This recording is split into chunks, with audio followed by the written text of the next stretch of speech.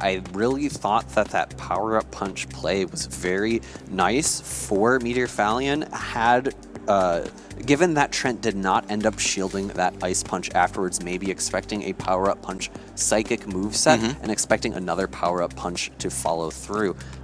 No shielding that Ice Punch really put that Trevenant in a scary position, because although it is ghost typing and double resisting that fighting moves, it still is very squishy, and it deals it gets dealt a lot of damage by each of those counters. Yeah, even the double resisted counters after a boost or two start to add up without a doubt. I think it wasn't the most safe play to no shield that Ice Punch. Yes, you do survive. It's a non-stab move from a relatively low attack-weighted Pokemon in the Medicham, but with those boosts, that Ice Punch is going to do enough damage to threaten, and then when you've still got... You can't really mud shot down a Medicham, right? It's not a... Galarian Stunfisk is not a fast move pressure-based mon.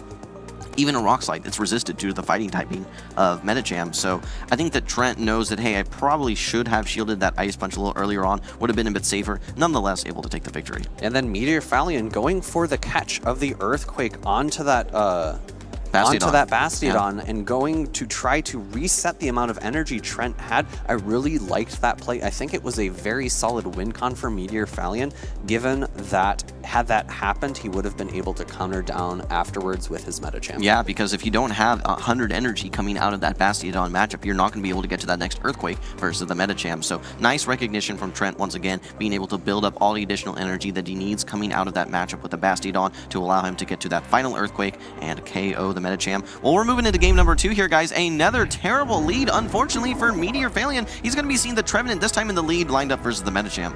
We do see a different team composition by Meteor Fallion, a little bit less fast move, pressure-oriented. We see the Sableye safe swap, and it is hard met by the Altaria, a generally positive matchup for the Altaria. Yeah, this is interesting because the Sableye really needs to land a return, and at this point, Trent needs to play a little bit of a guessing game. Okay, do I shield? Do I let this go? In the 2 shield, typically the Altaria is able to farm down, so if Trent wants to keep the matchup in his favor, probably going to be able to do so. But with shields down, we've seen how much that Ice Punch can do versus that Medicham. So we see the first Protect Shield come out from the side of Meteor as well. Wants to hang on to this energy and go for the return at this point, coming from the Sableye. This is almost enough to knock out the Altaria. Yeah, I think it'll come down to if Trent prefers switch advantage or shield advantage. The second shield is drawn. Trent will now be able to farm down before another charge move is reached by the Sableye. Yeah, going to be loaded on energy here. Almost gets to that foul play. It may have been a little bit of an over tap there, but somehow able to get that. Even a foul play does not knock out at that range. But at this point, this Altaria is absolutely loaded on energy, going to be able to make it to 2 Sky Attacks.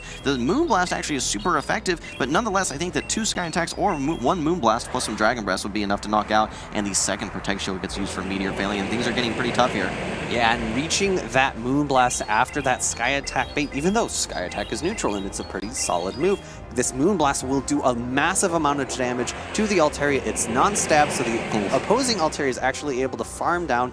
It stores a Sky Attack, but unfortunately the Medicham switch-in is then met by the Trevenant again. Yeah, this Trevenant at this point going to be able to reach the Shadow Ball very quickly. Still has a Protect Shield. Probably just going to be able to clean this matchup up. Don't even need to use the Galarian Stunfisk on the side of Trent, with that big advantage of getting that nice bait with the Sky Attack and then being able to still land the Moonblast. Made things very easy for Trent in game number 2. Despite a very close game number 1, Trent able to secure a very clean game number 2. 2-0 sweep.